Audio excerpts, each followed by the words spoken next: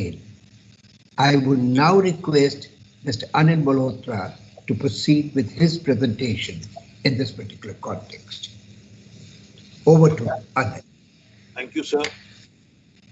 Honorable Justice Kariwal, Lord Denning, Dr. Balram Gupta, and my learned esteemed colleague, Judge Madhukhan Alali, and Kartas of the judiciary, the legal guardians of children. Who is a child? Is a child a person who is a entity under 18 years of age? I would say no. Child is the father of man. From that perspective, if we look at a child, let us first go to the nitty-gritty of the very basis of the concept of the best interest of the child, since the topic session is determination of the best interest of the child. Now, India signed the United Nations Convention on the Rights of the Child in 1992, wherein a child was considered to be a person with a right to life, right to a nationality, right to a home, right to a family, and so on and so forth. India crystallized all these rights piecemeal way in different legislations, but the real legislation came when India amended the Juvenile Justice, Care and Protection of Children Act. First it was of 2008, then it was of 2010, then ultimately came the Act of 2015. Now, a lot of us do not know that the only legislation which defines the best interest of the child is Section 2, subsection 9 of the Juvenile Justice, Care and Protection of Children Act 2015.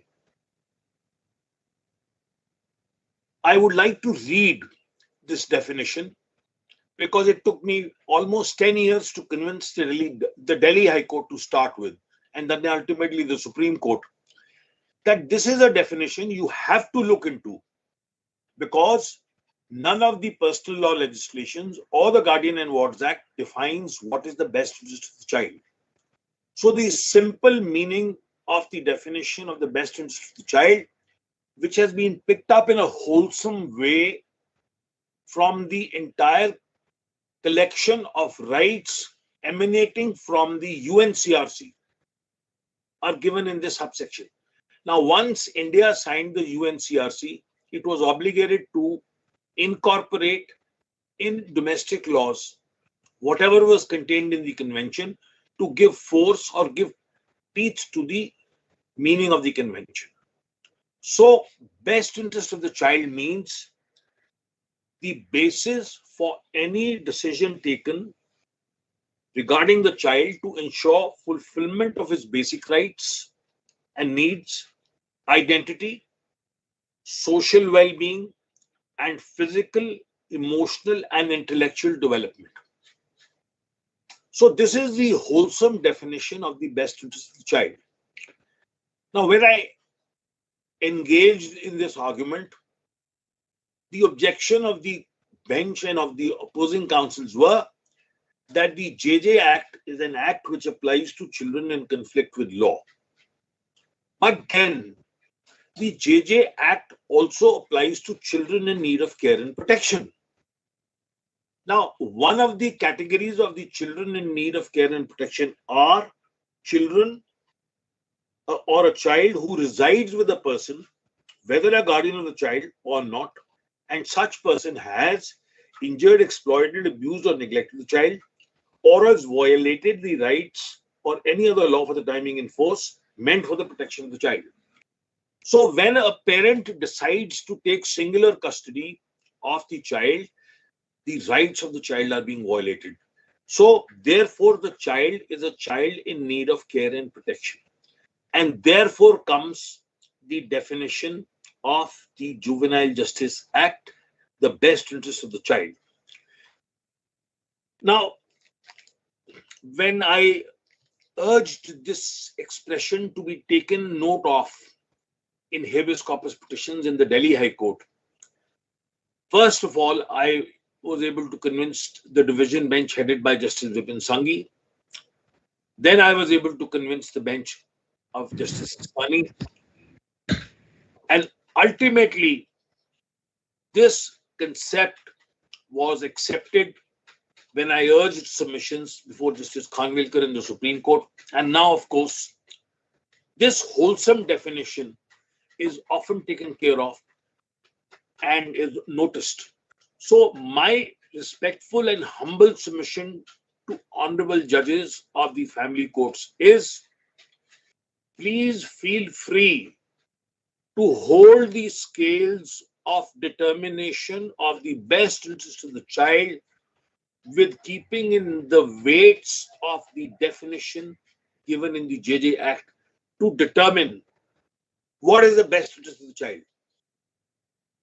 The rights of the parties, Ashish Ranjan, Lari Sakhamuri, Ruchi Maju, Supreme Court says, are immaterial.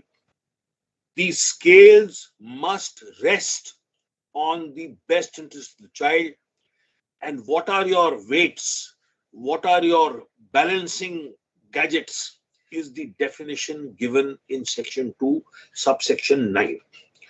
So with this brief opening,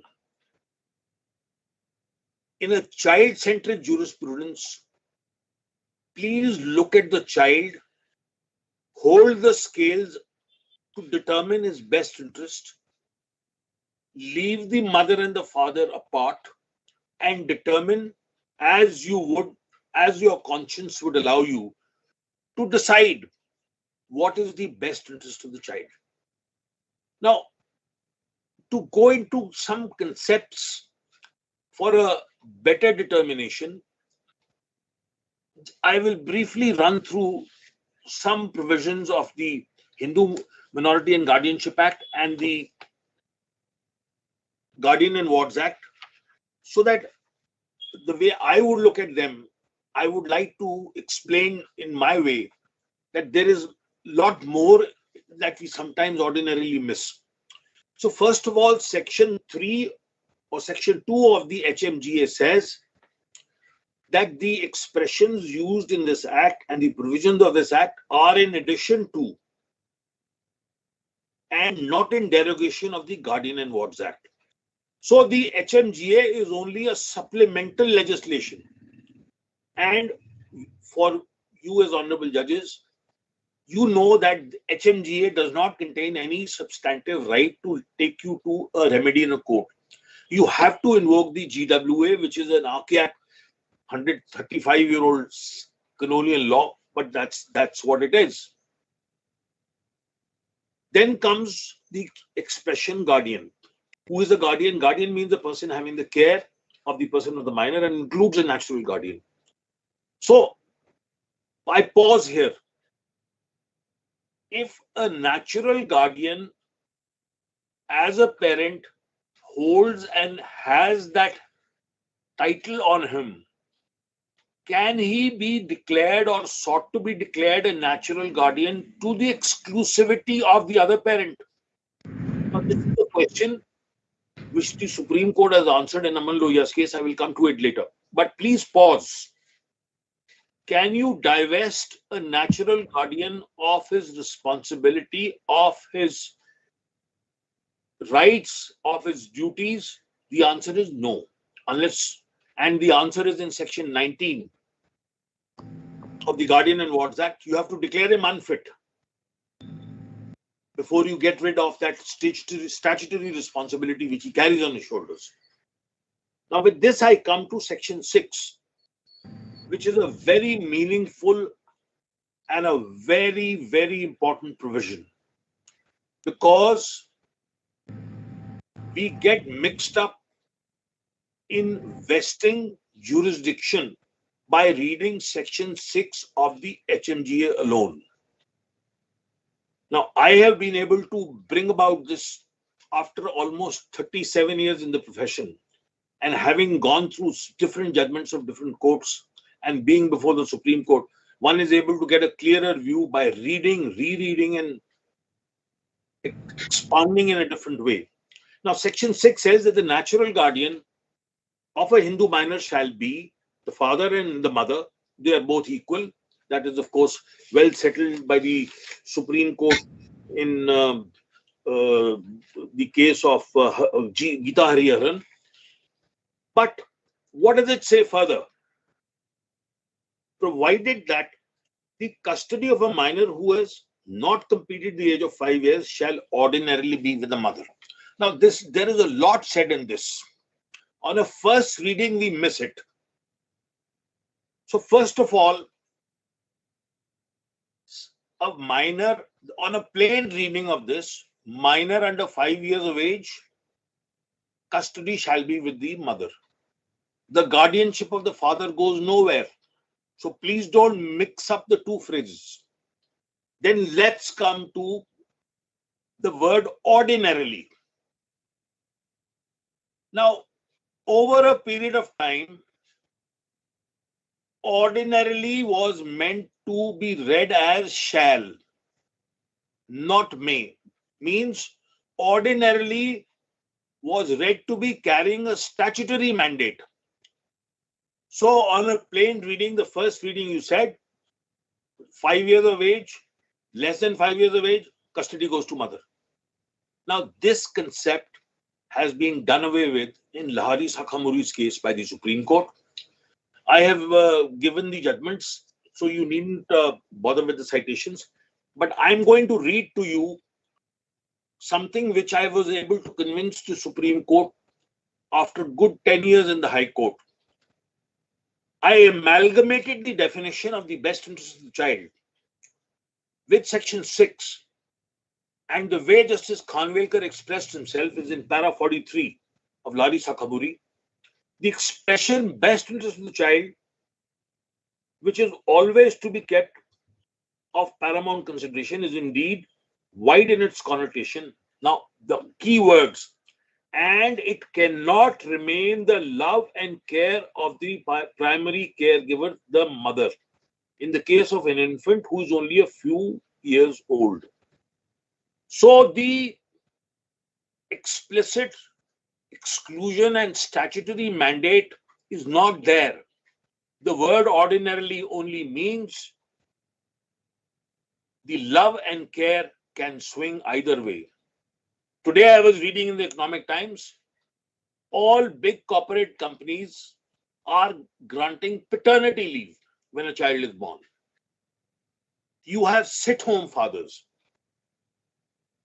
COVID-19 has taught us that there are parents working from home. So this has given to a new dimension of parenting and parental rights. Now, the Supreme Court further says the definition of the best interest of the child as envisaged in Section 29 of the JJ Act as to mean the basis for any decision regarding the child to ensure fulfillment of his basic needs and identify social well-being and physical, social, and intellectual development. So the Supreme Court says that the best interest of the child cannot remain the care of the mother, the primary caregiver, if the child is less than 5 years of age. So please start thinking differently. Start holding the scale with the best interest of the child, and please don't go by a first reading of the provision, because ordinarily has swung by the Supreme Court to mean something different. Now, before I move to the other issue which comes from this, I must also share with you the judgment, the words of the Supreme Court in Vasudha Sethi versus Kiran Bhaskar, decided on 12th of January 2022, where again the Supreme Court is saying, when a court decides that it is in the best interest of the minor to remain in the custody of one parent, the other parent is bound to be affected. In the case of a minor boy or girl, the natural guardian is the father, but ordinarily the custody of the minor who is not completed the age of age shall be the mother. The Supreme Court further says, on a conjoint reading of Section 1, subsection 1 of Section 13, that is the welfare of the child, and Section 6A of the HMGA, if it is found that the welfare of a minor whose age is more than 5 years requires that the custody should be with the mother, the court is bound to do so. But here comes the other side. In the same way, if interest of the minor, which is the paramount consideration, requires that the custody of the minor should not be with the mother, the court will be justified in disturbing the custody of the mother even if the minor is less than 5 years of age. So here is the writing. There is no vested right with the mother if the child is less than 5 years of age. There is no vested right of the father if the child is more than 5 years of age. Please try to adapt to these new principles which the Supreme Court has evolved in these two judgments. Kindly don't go by a first reading of the words.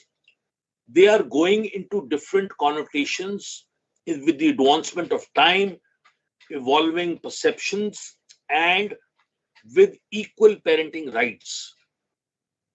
We are divided. We have gender-based thinking ingrained in us. We have to change. We have to think differently.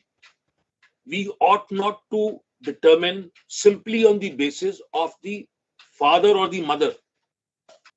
The child is not a table or a chair who is to be given to the mother or the father. The child is a person.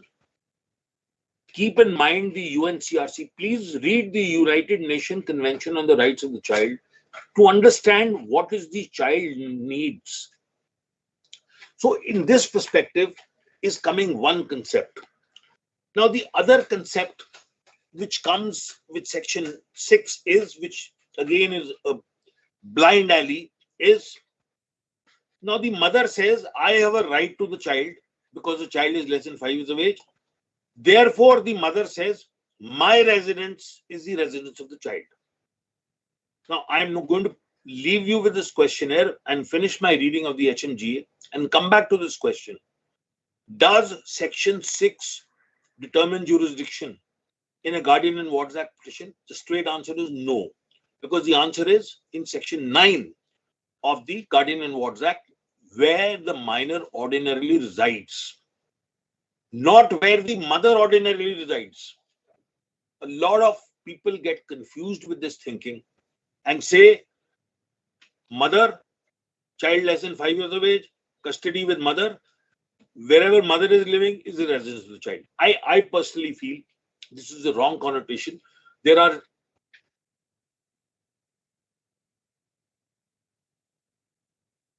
JK versus NS has discussed threadbare these judgments after I urged to the court that this is a different connotation.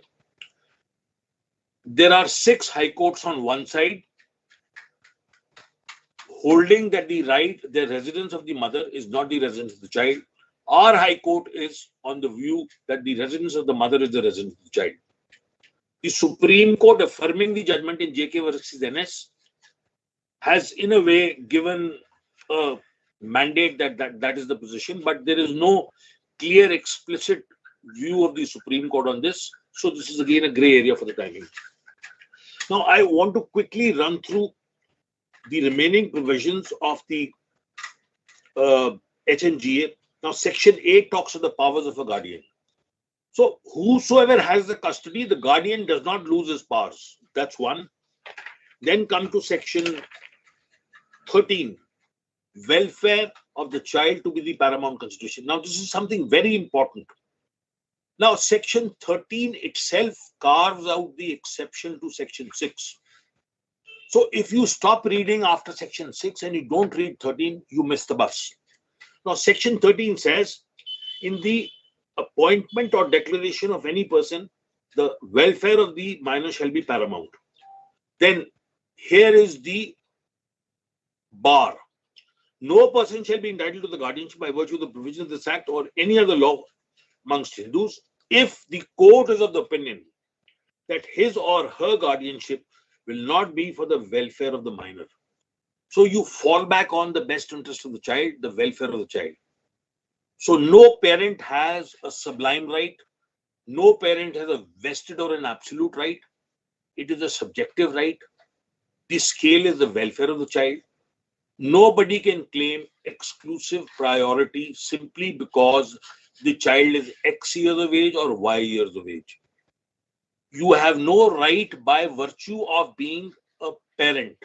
There is no superior or inferior parent. Both parents are equal. But what is the welfare of the child? How do you balance that? That is the crunch. Now, with this brief introduction of this act and the way I read it, now let us look at some provisions of the Guardian and Wards Act. Now, first of all, the Guardian and Wards Act in section 7 talks of power of the court to declare a guardian. So it says where the court is satisfied that it is for the welfare of the minor, an order should be made. It can appoint a guardian or declare a guardian. Then persons entitled to be appointed a guardian is in section 8, and any person desiring of being declared a guardian can do so. But then the question comes, if you are a natural guardian, do you need a declaration as a guardian? Now this is something which seeks to be answered in a perspective that you cannot displace the guardian of his rights. You can only confer custody. The natural guardian's rights can never be taken away. And I come straight to the exception which is in section 19.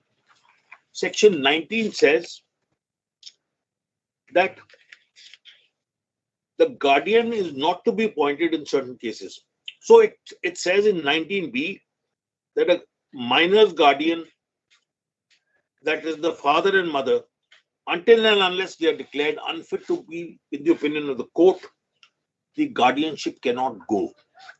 So please be careful when you decide guardianship rights that the declaration of unfitness is something you have to establish on substantive evidence, and it is an unfitness which has to be established on the basis of cogent evidence.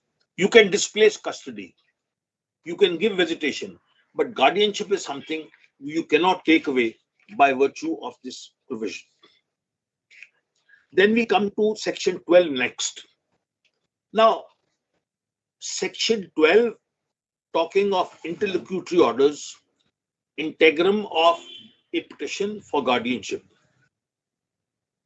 is very meaningful, and it gives you the power to act in a way which I am going to explain to you the way I read it. The court may direct that if any person having the custody of the minor shall produce him or cause him to be produced, and at such time as it may appoint, and may make such order for temporary custody and protection of the person or property of the minor as it thinks fit. Now, I say that the word such order and temporary custody means you are free to evolve your shared custody and joint parenting plan. So, if someone were to say to you that shared custody and joint parenting plan is not to be found in the statute, I would disagree, because I would think that such order or temporary custody is given to you by virtue of your power to pass an interlocutory order under section 12. And if we look at the Family Courts Act of 1984, your powers under section 12 and section 14 permitting you to lay down a procedure for arriving at a settlement or coming to the truth of the facts alleged by one party or the other, and then in that process taking in a document dehoards the Evidence Act gives you complete freedom under Section 12 to come out at the interim stage with a direction to the parties. Please prepare a shared custody or a joint parenting plan for the best interest and welfare of the child. Now, with this, I will run through briefly some provisions of the Family Courts Act, which, of course, may not be very elaborate for the time being now. Now, your jurisdiction for guardianship and custody matters arises from Section 7, explanation number G, a suit or proceeding in relation to guardianship, custody, or access to the minor. Now, as far as the procedure and other issues are concerned, I needn't read through it. But again, what is important is that your determination again is to rest on the best interest and welfare of the child. And again, the same principles have to be followed. Now, let us look at a judgment from a very wide perspective as to what jurisdictional issues will mean. Now, I just wish to elaborate on the concept of where the difference of opinion arises. Now, the Supreme Court in Tejaswini Gauds, that is 2019, 7 SCC 42, said that the Guardian and Wards Act, the jurisdiction of the court, is determined where the minor ordinarily resides within the area of the court exercising such jurisdiction. So, Section 6 of the Hindu Minority and Guardianship Act does not determine jurisdiction. Now, the second judgment on the point is Ruchi Maju. Ruchi Maju is the Bible and jurisdiction, 2011, 6 SCC 479.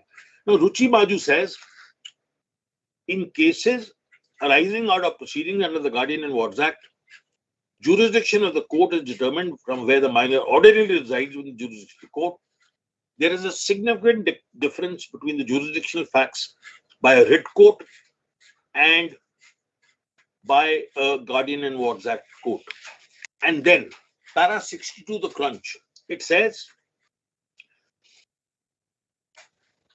it does not hold much persuasion, it does not require much persuasion to hold that whether the court should examine the matter or not will rest on the fact that a court which has no jurisdiction to entertain a petition cannot pass any order with respect to the return of the child.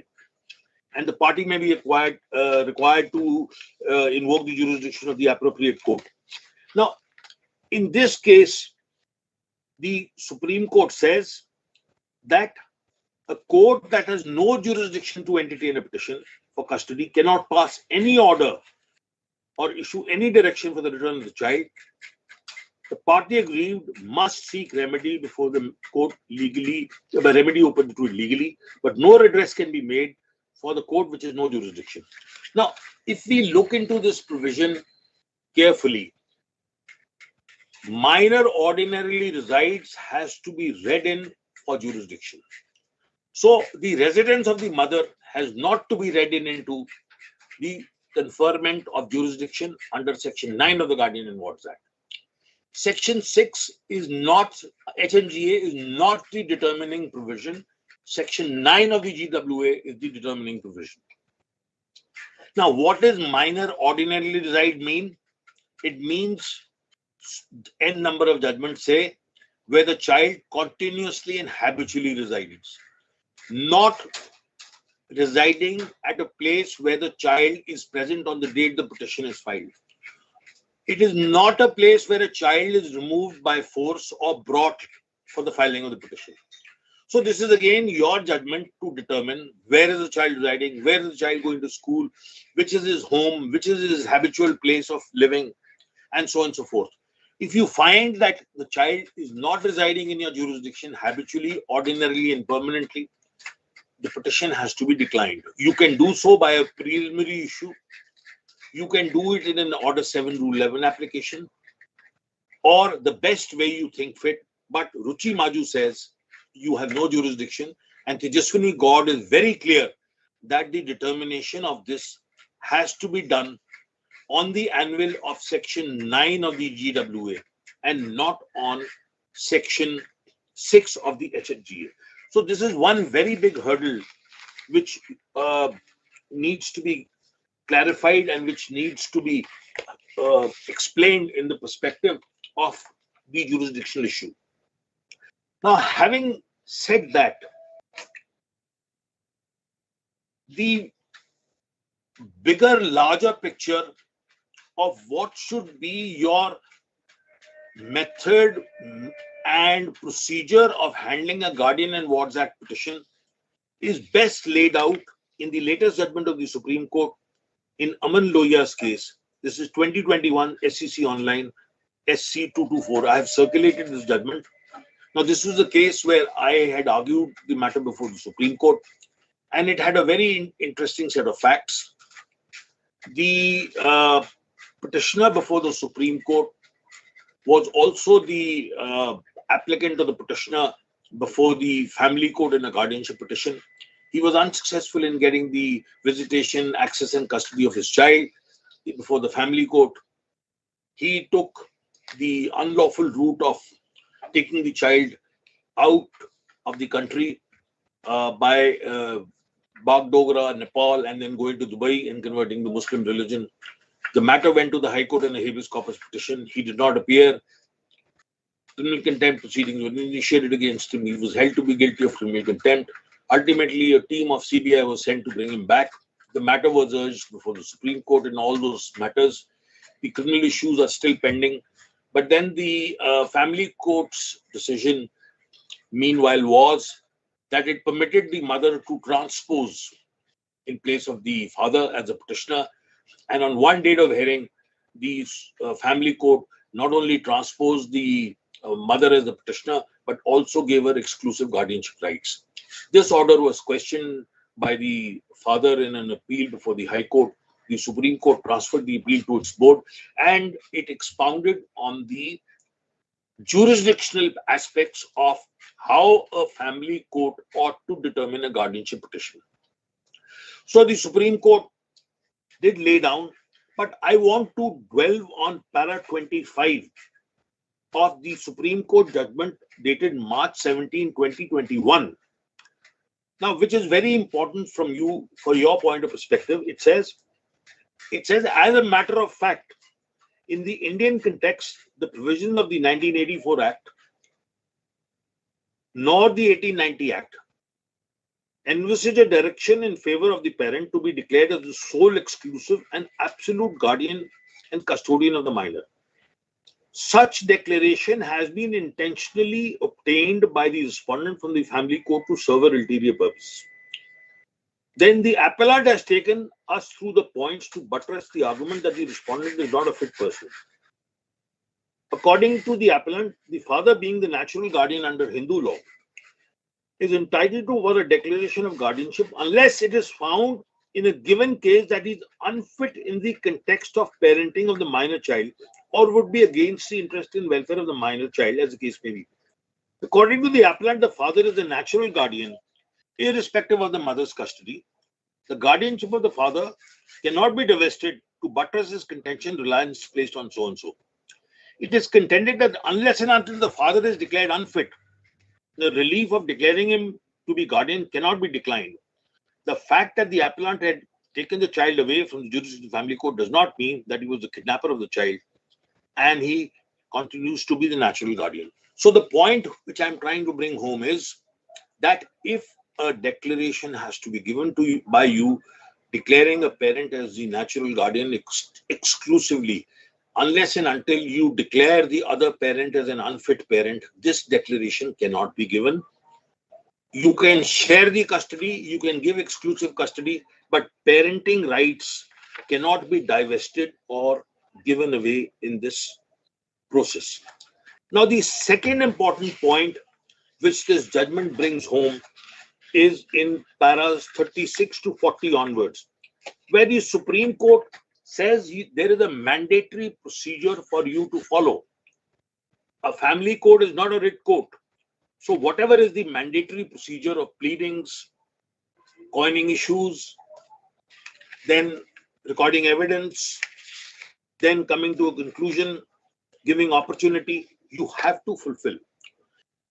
Now, the argument of the other side was that CPC and Evidence Act can be given a go by. But the Supreme Court's rebuttal is you cannot obviate, you cannot dispense away with statutory procedure.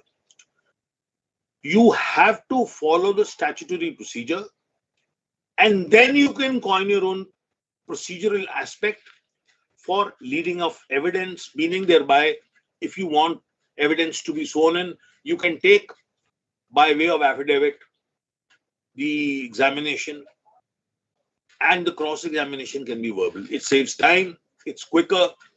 It's very common in Delhi to give a pen drive giving an affidavit so that time is saved.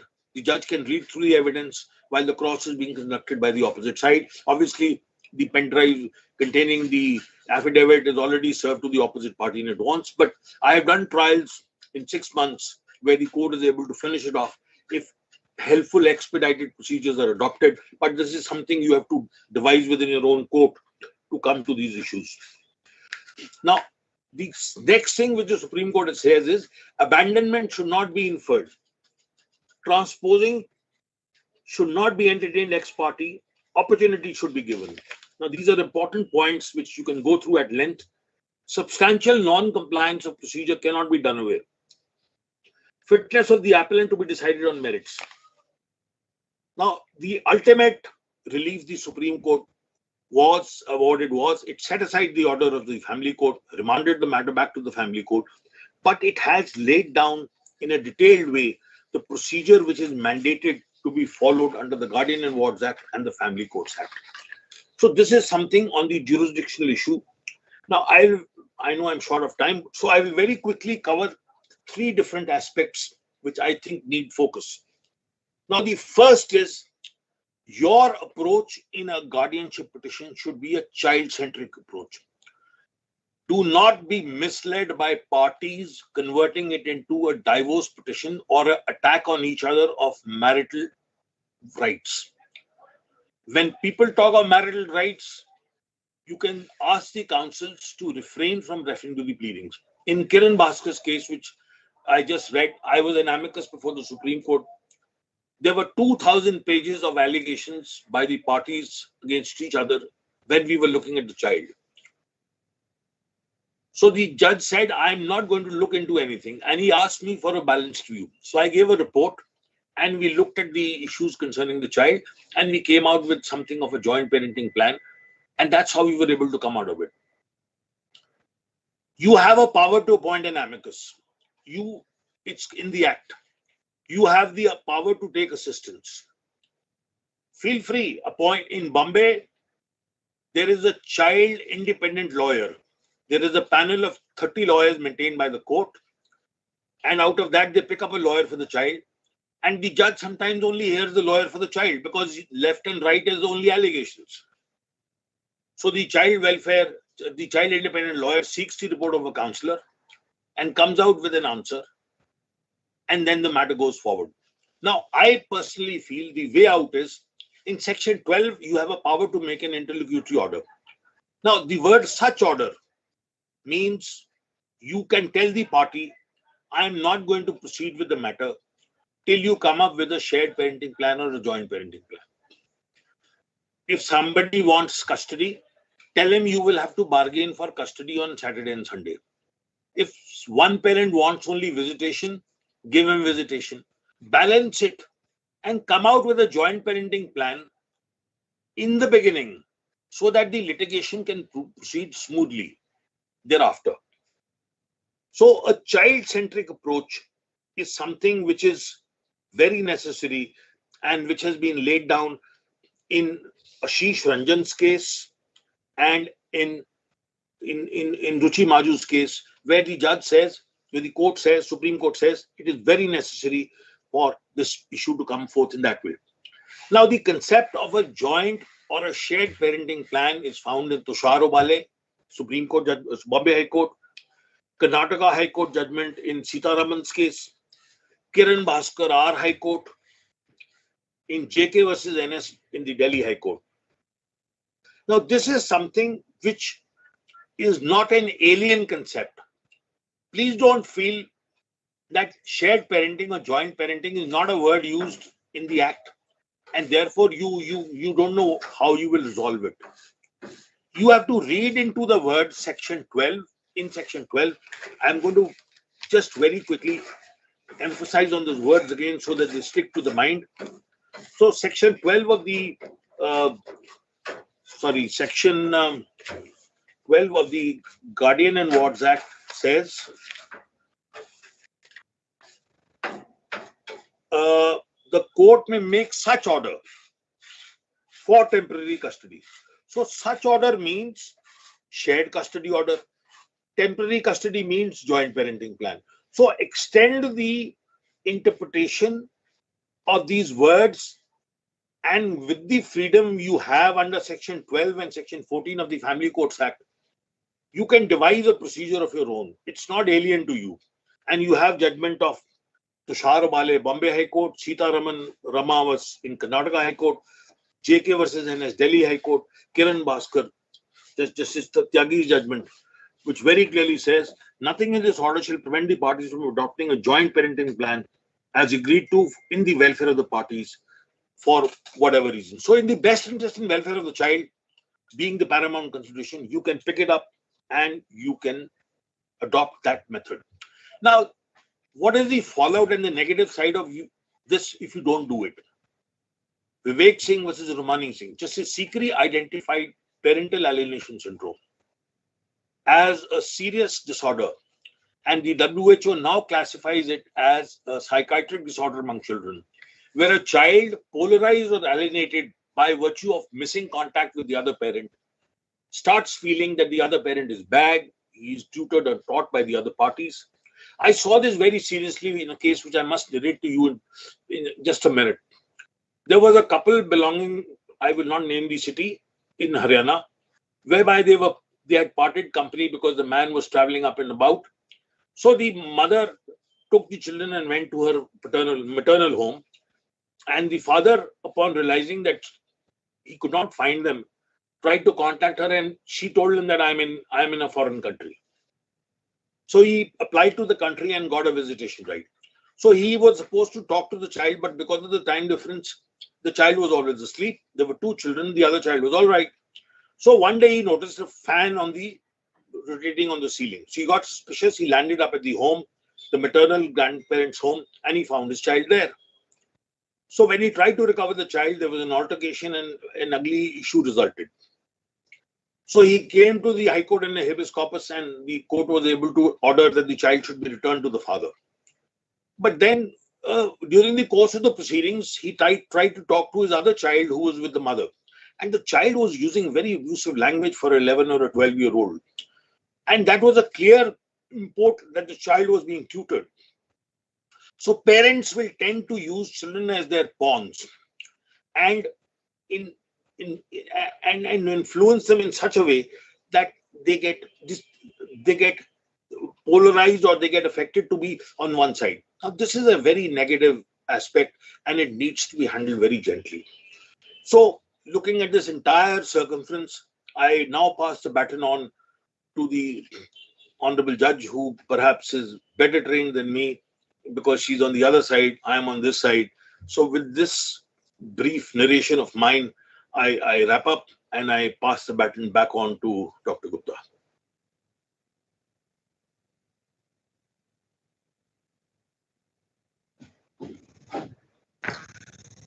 Yes,